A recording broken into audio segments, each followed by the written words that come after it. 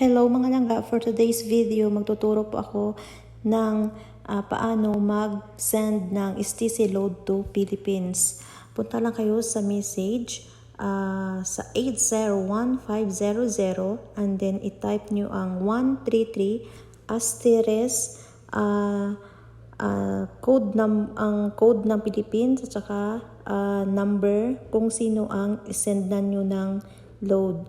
Kailangan mga langga may balance po kayo. Pag may balance kayo na 5 SARS, hindi po enough yun. Kailangan, kung mag-send kayo ng 50 sa Pilipinas, kailangan may load kayo na 6 kasi ang mabawasan yung load nyo 5.5 ulala. Kailangan may mga may 6 kayo na balance. I-type mo asterisk 1 kung 50 ang isend mo.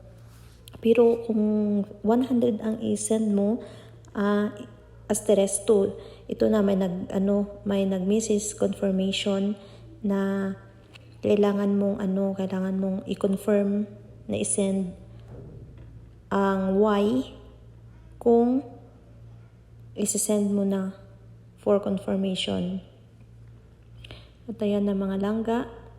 Nag-send ako ng 50 kasi ang load ko ay 7. So, hindi enough sa 100. Ang ginawa ko, nag-send ako ng 50 pesos.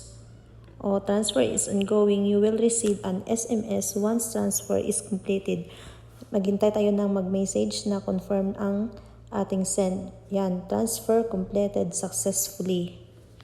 Yan. Kung naintindihan nyo mga langga, please comment down below.